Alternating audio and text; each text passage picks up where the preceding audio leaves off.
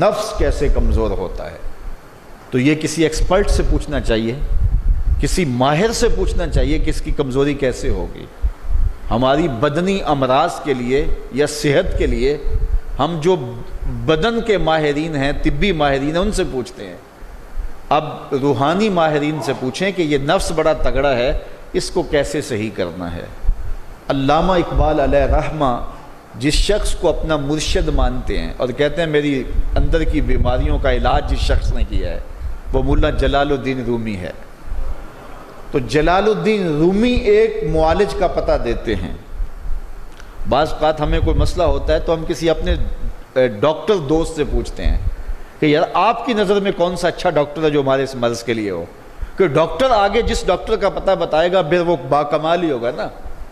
تو عام آدمی تو ہو سکتا ہے کسی عطائی کا پتہ بتا دے، وہ کہتا ہے مجھے فلاں جگہ سے دم کروایا، مجھے اس سے دم آ گیا، تو ہم دم کروانے بھاگ جائیں گے۔ یہ ایسے ہی ہوتا ہے نا کہ لوگ وقت ضائع کر دیتے ہیں ان چکروں کے اندر اور بیماری کے منہ میں۔ وقتی طور پہ تھوڑا سا نفسیاتی طور پہ وہ ٹھنڈے ہو جاتے ہیں، جب انہیں کوئی دم شم ہو جاتا ہے تو وہ کہتے ہیں نہ میں ٹھیک ہوں، لیکن بیماری اندر پھیلتی رہتی ہے، وہ ڈاکٹر کے پاس جاتے نہیں پراپر، اور پھر بیماری اتنی پھیل جاتی ہے پھر علاج نہیں ہوتا۔ تو جب وہ تھوڑا سا ان کو ریلیف ملتا ہے ان کے نفسیات کی وجہ سے تو وہ شور کرنے لگ جاتے ہیں میں بڑا بہتر ہو گیا ہوں، اور عورتیں کہتی ہیں پہنا میں تو ٹھیک ہی ہو گئی ہوں۔ تو وہ نتیجہ کیا ہوتا ہے کہ بیماریاں پھیلتی ہیں اور باقی لوگ بھی اس طرح چل پڑتے ہیں، تو یہ ایک عجیب رنگ اور عجیب ڈھنگ ہوتا ہے۔ تو یہ بات ذہن میں رکھیں کہ جب کسی بھی بیماری کے حوالے سے ماہر سے پوچھا جائے تو وہ صحیح مشورہ دے گا۔ عام آدمی اپنے انداز سے بات کرتے ہیں، تو کسی ڈاکٹر سے پوچھیں کہ جناب اس شعبے کا ڈاکٹر کیا، تو وہ صحیح ڈاکٹر بتائے گا۔ اب ماہر سے پوچھا گیا، ماہر بھی کون ہے؟ جس کو اقبال نے بھی اپنا مرشد مانا، اور اقبال نے جس کو اپنا مرشد مانا وہ مرشد ہی ہوگا نا۔ اللہ اکبر۔ تو وہ اقبال فرماتے ہیں ایک مرشد کا پتہ دیتے ہیں علامہ رومی کا، اور رومی آگے ایک مرشد کا پتہ دیتے ہیں۔ ہفت شہر عشق را عطار گشت ما ہنوز اندر خمیں یک کوچام۔ شیخ فرید الدین عطار کے بارے میں حضرت رومی کہتے ہیں کہ یہ وہ شخص ہے کہ جو عشق کے ساتوں شہر گھوم چکا ہے، اور حضرت رومی کہتے ہیں کہ میں پہلے شہر کی پہلی گلی کے کونے پہ کھڑا ہوں۔ اب شیخ فرید الدین کس مرتبے کے شخص ہیں؟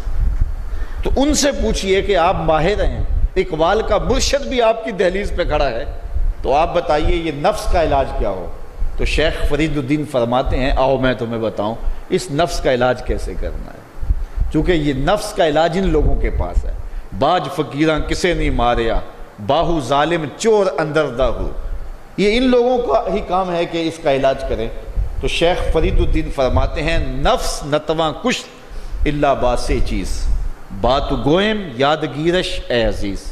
نفس نہیں مرتا، لیکن اگر تیرے پاس 3 اسلحے موجود ہیں تو پھر اس کو قابو کرنا مشکل بھی نہیں ہے۔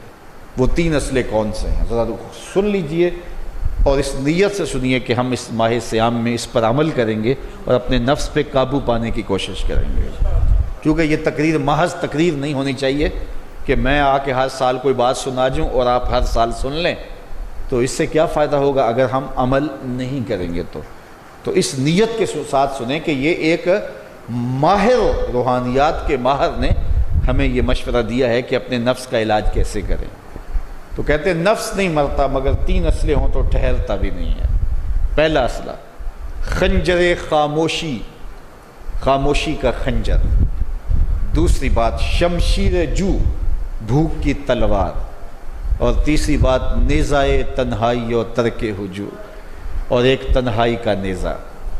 کہتے ہیں 3 اسلحے اگر تمہارے پاس ہیں تو یہ نفس قابو میں آ جائے گا، خاموشی کا خنجر، بھوک کی تلوار اور تنہائی کا نیزہ۔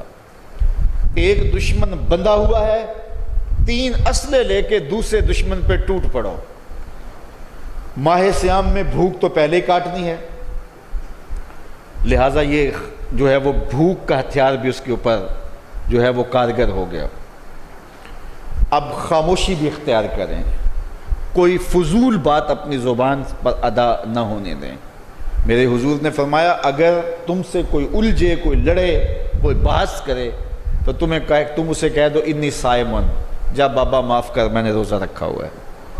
تو اس طرح اس کو ٹال دو کہ جو ہے وہ انی صائم میں روزے سے ہوں، میں نہیں لڑنا چاہتا، میں نہیں کوئی فضول بات کرنا چاہتا، میں کوئی بے مقصد بات نہیں کرنا چاہتا.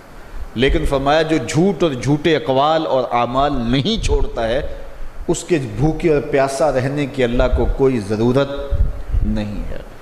تو خاموشی اختیار کی جائے. اور تیسری چیز العافیت فی العزلہ، تنہائی میں عافیت ہے، اور یہ ہمیں اختیار کرنا چاہیے.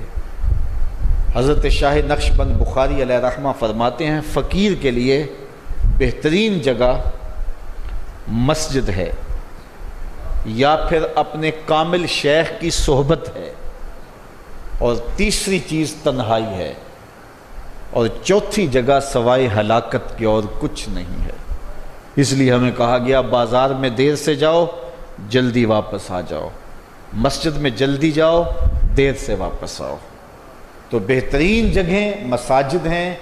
کامل پیر اگر کسی کو مل جائے، آج تو اس دور میں کامل کا تلاش کرنا بھی ایک مسئلہ ہے، لیکن جن لوگوں کے انفاس کی خوشبو سے دلوں کی تربیت ہوتی ہے وہ مفقود نہیں ہوئے، اگرچہ تھوڑے ہیں، اگر طلب سچی ہو تو مل ہی جاتے ہیں.